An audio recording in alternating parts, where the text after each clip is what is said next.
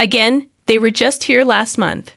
My voice trembled with a mix of anger and disbelief as I confronted Martin, my husband of 3 years. Martin, with his typical dismissive wave, dropped his briefcase by the door.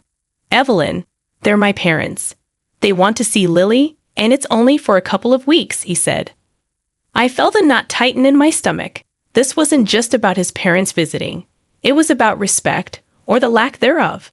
Martin had a habit of making decisions without consulting me, treating me more like a tenant than his wife.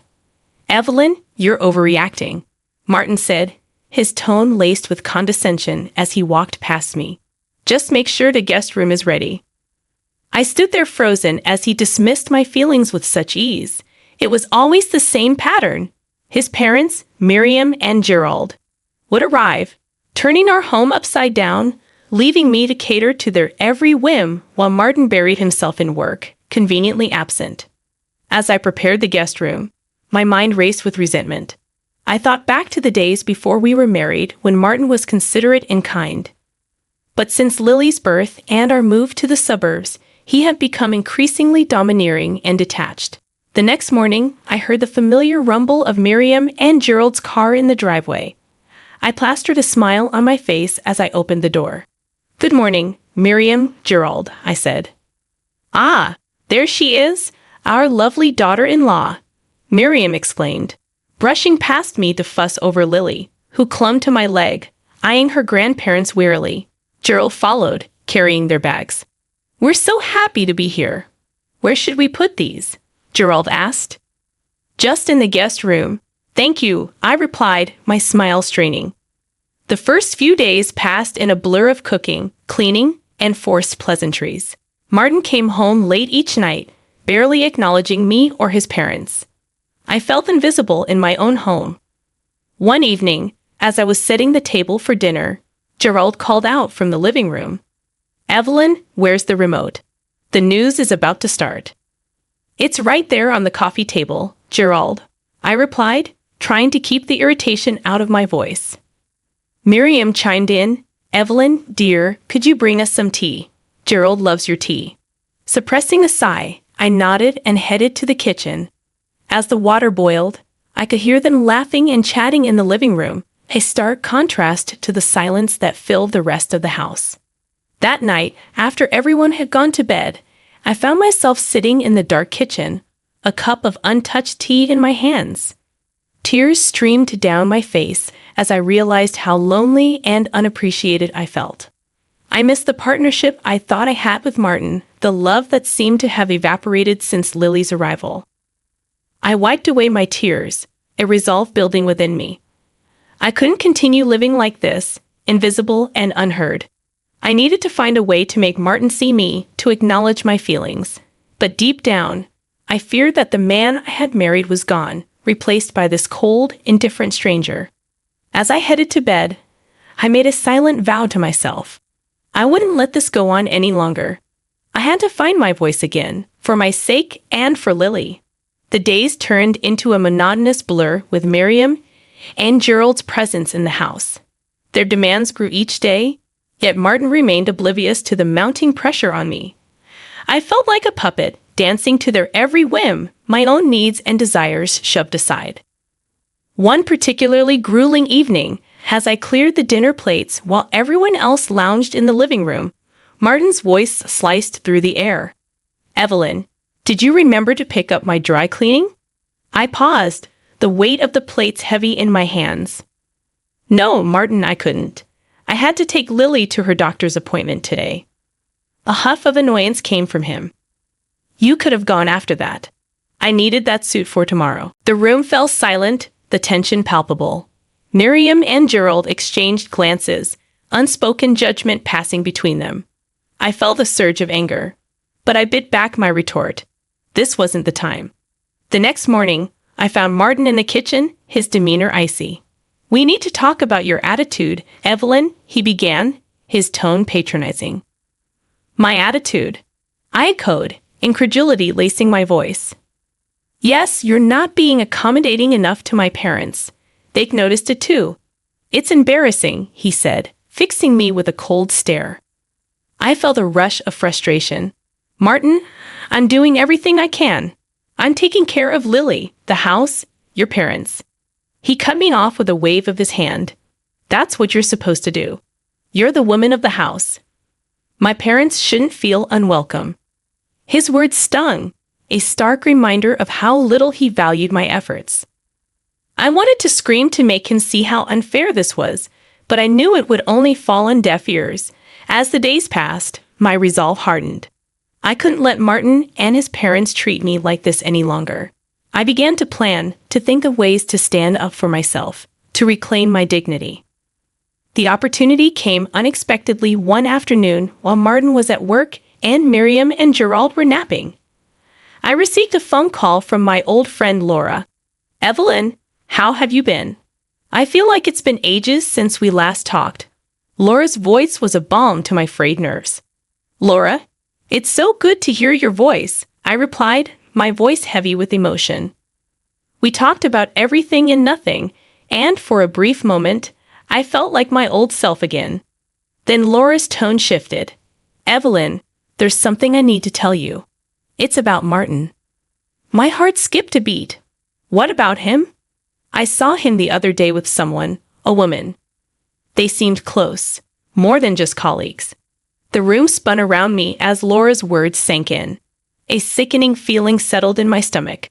Could Martin be having an affair? I'm sorry, Evelyn. I thought you should know. Laura added softly. The call ended, but her words echoed in my mind. The pieces began to fall into place. The late nights, the detached behavior, the lack of intimacy. I was faced with a harsh truth. My marriage was a sham, and I had been living in a fool's paradise. But I wasn't going to be the victim any longer. I would confront Martin, demand the truth, and if he was indeed betraying me, I would make him pay for every tear, every moment of pain he had caused me. That night I lay in bed, my mind racing with plans of confrontation and revenge. I would no longer be the silent, suffering wife. It was time for Martin to see the strength he had underestimated in me. The days following Laura's revelation were a tempest of emotions. I observed Martin with a new lens, each of his dismissive remarks and arrogant gestures fueling my growing resentment. The man I once loved had become a stranger, his facade now transparent to my scrutinizing eyes. One evening, as I prepared Lily's dinner, Martin sauntered into the kitchen. Evelyn, my parents are thinking of extending their stay. You don't mind, do you? His question, so casually delivered, was a clear testament to his disregard for my feelings. Extend their stay. I repeated, my voice steady despite the turmoil inside. Martin, don't you think they've stayed long enough? Martin's face hardened. What's that supposed to mean? My parents. You should be more welcoming. I turned to face him, my frustration reaching its boiling point. Welcoming, Martin? I've been nothing but accommodating, but this is our home too. I have a say in this, he scoffed. Your say? Look, Evelyn, you're the wife. It's your duty to take care of the household. My parents staying here shouldn't be an issue. His words struck a nerve. Duty. Is that all I am to you? A caretaker? Martin's eyes narrowed. Don't start with this nonsense, Evelyn. You're being irrational. Irrational? I could feel my voice rising, the pent-up anger and hurt pouring out. I'm the one being irrational? What about your late nights, your secret rendezvous? Are those rational? For a moment, Martin seemed taken aback, but he quickly regained his composure. What are you talking about? Don't play dumb, Martin. I know about the other woman. Laura saw you. His face went pale, then flushed with anger. You're spying on me now. How dare you? He retorted. I'm not spying. I'm opening my eyes to the truth you've been hiding from me. I shot back, my resolve strengthening. Martin took a step closer, his voice low and menacing. Listen, Evelyn, you better watch your tone. You have no idea what you're talking about. But I wasn't intimidated. No, Martin, I know exactly what I'm talking about, and I won't stand for this any longer. He scoffed, turning to leave the kitchen. Do what you want, just make sure my parents are comfortable. That night, after Martin had retreated to his den and Miriam and Gerald had retired to their room, I sat alone in the living room. The house was silent, but my mind was a cacophony of thoughts. I realized then that my marriage was beyond salvaging. Martin had not only betrayed me, but had also devalued me, treating me as nothing more than a servant in my own home. It was time for me to take a stand, to reclaim my life. I would no longer be a victim of Martin's arrogance and infidelity. I would gather evidence of his affair, consult a lawyer, and prepare for a divorce. But it wouldn't end there. Martin would have to face the consequences of his actions. I would ensure that he paid for the pain he had caused me, both emotionally and legally. As I lay in bed that night, a plan began to form in my mind, not just for my escape, but for my retribution. Martin and his parents would soon learn that I was not a woman to be trifled with. The following days were a careful dance of deception and planning. Infidelity. Laura had been right. A few discreet inquiries revealed Martin's secret meetings with a woman named Rachel, a colleague from his office. One evening, as we sat at the dinner table with his parents, Martin announced, "I might need to go on a business trip next weekend." "A business trip? That sounds important, Martin. I hope it goes well," I said, my voice laced with hidden irony. Miriam chimed in, oblivious to the undercurrents. "Oh, Martin works so hard, Evelyn. You should be proud of such a diligent husband." I forced a smile, my resolve hardening. "Yes, I'm very proud." The next day, while Martin was at work and his parents were out shopping, I met with a lawyer. I laid out everything: the infidelity, the emotional neglect, the way Martin and his parents treated me. The lawyer listened intently, offering advice and outlining the next steps. "You have a strong case, Evelyn, especially with the evidence of the affair," he said, his tone professional yet sympathetic. I nodded, a sense of empowerment growing within me. "Thank you. I want to proceed with this as soon as possible." That night, I lay in bed, the plan crystallizing in my mind. I would confront Martin, but not yet. First, I would ensure everything was in place for the divorce.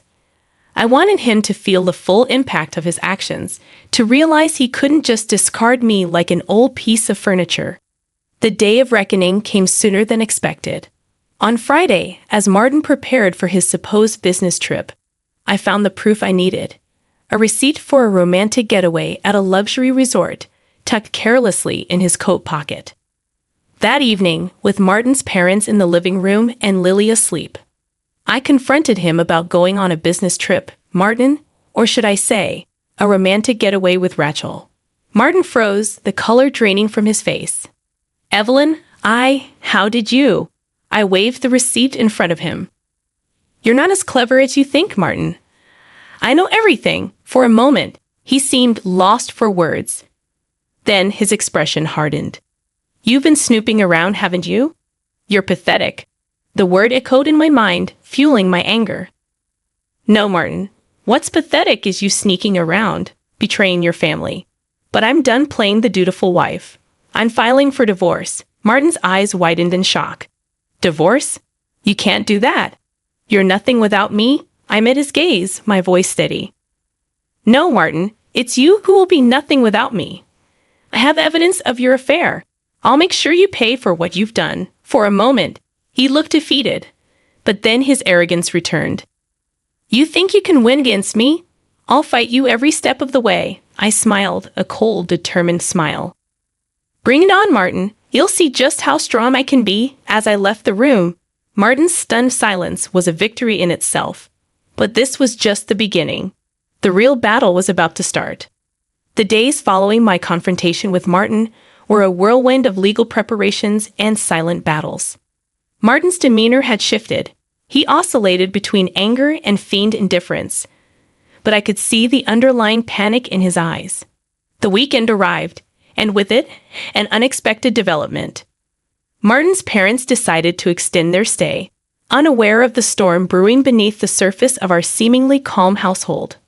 One afternoon, as I was tending to Lily in the living room, Martin and his parents cornered me. "Evelyn, we need to talk about your behavior," Martin began, his voice dripping with disdain. Miriam nodded in agreement. "Yes, dear, we've noticed you've been quite distant and cold." "It's not becoming of a wife and mother," Gerald added. Martin has been nothing but a good husband. You should appreciate him more. Their words were like daggers, but I stood my ground. Appreciate him for what exactly? For his lies, his affair. Martin's face turned red with anger. Don't bring that up in front of my parents, he exclaimed.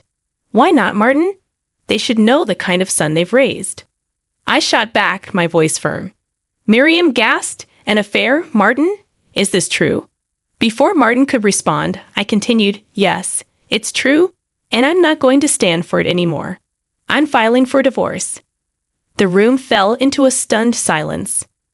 Martin looked at me, his eyes full of malice. You'll regret this, Evelyn. You're nothing without me, he spat. I met his gaze unwavering. No, Martin. I regret the years I spent tolerating your arrogance and disrespect. I'm taking Lily and I'm leaving. Martin's parents started to protest, but I didn't let them. This is between Martin and me. You've overstayed your welcome. It's time for you to leave. As I packed my bags, I could hear the muffled arguments in the background, Martin trying to explain himself to his incredulous parents. I felt a surge of satisfaction, knowing that his perfect image was shattered. With Lily in my arms, I walked out of the house that had become my prison. I didn't look back. I was finally free from Martin's shadow, ready to start anew. As I drove to my parents' house, I thought about the future. It wouldn't be easy, but I was determined to rebuild my life for Lily and for myself. Martin and his parents would learn that I was not a woman to be underestimated. The next few weeks were a blur of legal meetings and emotional upheaval. Despite Martin's attempts to intimidate me, I stood strong. The evidence of his affair was undeniable, and soon the divorce proceedings were in my favor. The day the divorce was finalized, I felt a mix of relief and triumph. I had stood up to Martin and his oppressive family, and I had won. But my revenge didn't end there. Martin's affair had not only cost him his marriage, but also his reputation. His colleagues and friends learned of his indiscretions, and his once untouchable status crumbled. As for his parents, they were left to grapple with the reality of their son's actions.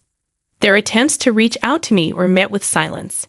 They had lost a daughter-in-law who had once cared for them, all because of their blind support for Martin. I had emerged from this ordeal stronger and more resilient. I had fought for my dignity and won. And as I looked at Lily playing happily in her grandmother's arms, I knew that I had made the right decision. For the first time in a long time, I felt hopeful about the future. I had closed a painful chapter in my life, and a new one was just beginning. In the months following the divorce, my life underwent a transformation. The chains of a loveless marriage had been broken, and in their place, I found a newfound sense of freedom and self-worth with Lily by my side. I started to rebuild our lives piece by piece. One day, as Lily played in the garden of my parents' home, I received a phone call that marked the final chapter in my saga with Martin. It was Laura, her voice a mix of shock and concern. "Evelyn, have you heard about Martin?" she asked. "No, what happened?" I asked, a sense of foreboding settling over me. "He's lost his job after the divorce, and the affair came to light. His company let him go, and it gets worse. He's been struggling financially, the alimony, the legal fees. It's all caught up with him." I paused, absorbing the news. A part of me felt a pang of vindication, but it was overshadowed by a sobering realization of the consequences of his actions. And his parents, I found myself asking. They're in a tough spot too, Laura continued. Without Martin's support, they had to downsize. It seems they're finally understanding the repercussions of their behavior. I ended the call with a heavy heart. Despite everything Martin had put me through, I found no joy in his downfall. It was a stark reminder of how one's actions could have far-reaching consequences. In the weeks that followed, I focused on Lily and our new life. We spent our days surrounded by the love and support of my parents, who had welcomed us with open arms. One afternoon, as I watched Lily play, my mother sat beside me. "Evelyn, you've grown so much through all of this. You're strong, my dear, stronger than you ever realized," she said, squeezing my hand. "Thanks, Mom. It's been a hard road. But I've learned a lot about myself, And Lily is thriving, I replied, watching Lily with a tender gaze. She's happy, and that's what matters most, my mother added. As the sun began to set, casting a warm glow over the garden, I reflected on the journey that had brought me here, the pain, the betrayal, the fight for my dignity. It had all led to this moment of peace and contentment. I knew there would be challenges ahead and questions from Lily about her father as she grew older. I would face them head-on with honesty and strength. For now, I was content in the knowledge that I had stood up for myself and my daughter, and we had emerged stronger for it. I looked at Lily, her laughter ringing through the air, and I felt a surge of hope. Our future was unwritten, a blank canvas ready to be filled with new memories and experiences. And for the first time in a long time, I looked forward to seeing what each new day would bring.